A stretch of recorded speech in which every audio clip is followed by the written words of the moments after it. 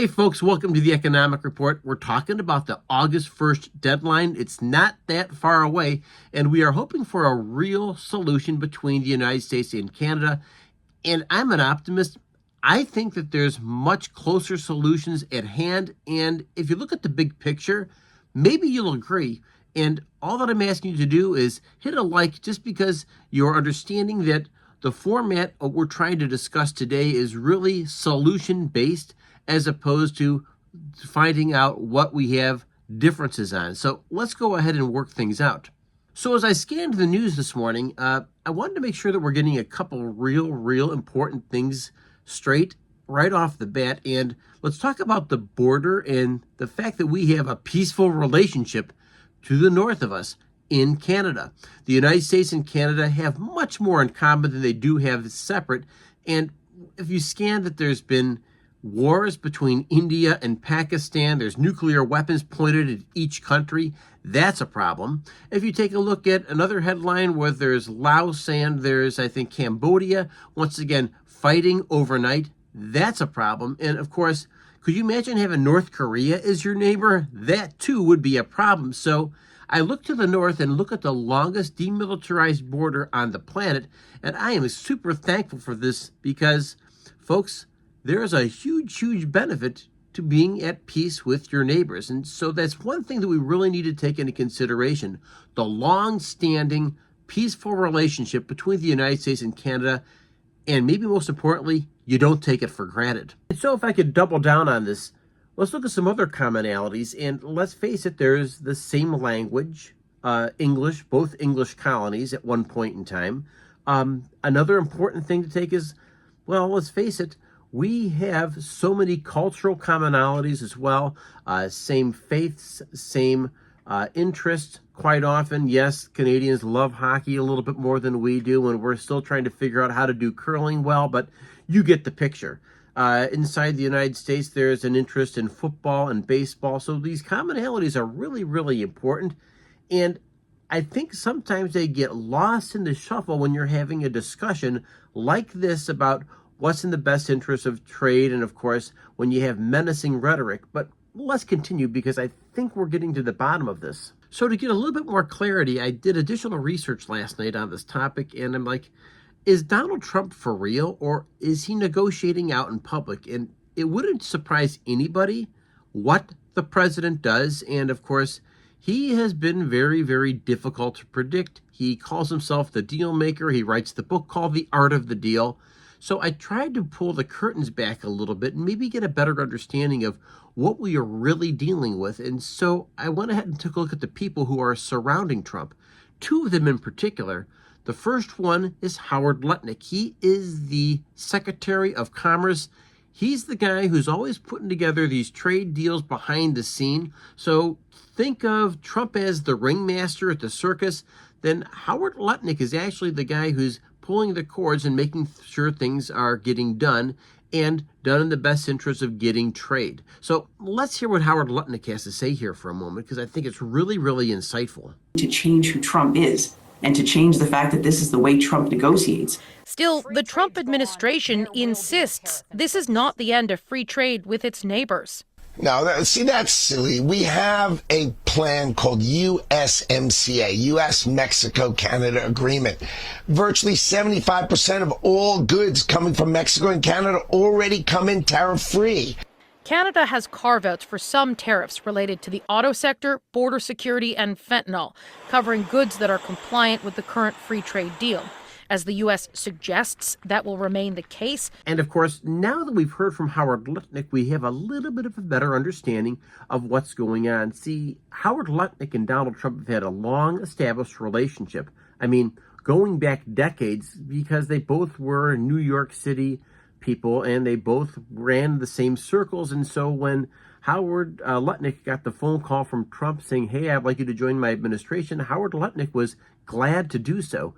And so we're talking about some of the top 1% of the 1%ers that are out there inside of the United States, and they both think and work together, and they understand something that we just don't quite see because we're out here on Main Street. But just understand, this is part of the game that's being played right now, and I think when we understand how Howard Lutnick thinks and how Donald Trump really is negotiating out in public, well, maybe, just maybe, we're seeing a little bit more deeper insight between the United States and Canada. And I've got to be honest with you, I'm not so sure a lot of this stuff is just plain old rhetoric. And there's going to be some kind of a big deal and big reveal announced before August 1st. But there's another person that I thought would give us a little bit more insight to this conversation. He's Scott Bessent, and he is the Secretary of Treasury. And maybe this is a very legitimate concern for the United States, and maybe it should be a legitimate concern for the people inside Canada, and particularly Mark Carney, because Mark Carney, believe it or not, does represent a threat. And I want to give you some deeper insight as to what's happening here. Anticipate, Mr. Secretary, that the U.S. government's financing needs, the Treasury's financing needs, will increase over the next couple of years? I think that we will see what happens to interest rates, and there could be an increase in financing needs based on yields, but everything that I'm seeing says that inflation is under control and likely coming down. So according to Scott Bessent, we talk about the value of the U.S. dollar. The U.S. reserve currency's dollar throughout the entire planet has a tremendous amount of value. But, of course, we know that Mark Carney is a banker, and we know that Mark Carney is oftentimes operating on a different scale as well. He, too, works with the 1% of the 1%. And we're talking about European bankers. And with that, maybe, just maybe, trying to re-rig the financial system. You see, if there's anybody who's working against the U.S. dollar, conceivably Mark Carney, then we see there's a bigger picture going on. And the fact that Mark Carney could even be involved in these discussions about, hey, what is the future of the U.S. dollar? And maybe that he would join the BRICS and maybe their alternate currency that's being floated out there. Well, that's reason for concern as well. And so maybe we don't see this stuff in the open, but they're definitely happening behind the scenes. And that gives anybody and everybody a little bit more insights. Let's hear from Scott Bessent. Understand that the weakness that we've seen in the dollar to start the year is something we have not seen in decades. And there are other countries that have been trying to take advantage of it. In a speech just this week, we heard from the Chinese central bank governor, who really laid out at least their vision, their Chinese vision, for a new global currency order, which would, of course, mean a reduced role for the dollar and, in their view, a greater role for the yuan. Now, regardless of whether that is a viable plan, I am curious as to what you think about the idea that this is even being spoken about publicly. Well, I mean, look, what are the Chinese going to say? And by the way, it's a complete fallacy. They have a non-convertible currency. So how are they going to be a reserve currency? They also have 1.4 billion people who want to get their money out of China. While Donald Trump and Mark Carney are negotiating in public and they're making their stances heard, hey, the United States is looking out for their best interests. Mark Carney says, hey, I get it. I have to look out for Canada's best interests. I do think that there's a huge opportunity to continue to do what we do best, which is to iron out relationships and move our game forward between the United States and Canada. As I said at the very beginning of this episode, there's so many things that are really important. That secure border, that relationship, the peace, the demilitarized portion, it is absolutely enormous and never, ever should be taken for granted. So while we have a long relationship and a great relationship with Canada to the north and Canada to their neighbors to the south, know that every now and then, just like a family, there's going to be a squabble. And what usually happens in these squabbles is cooler heads prevail. Would we really allow one or two or three minor things really to destroy the family? I don't think so. And so you can call me an optimist. Some of you might call me crazy, but I believe that the best days of our relationships are ahead of us.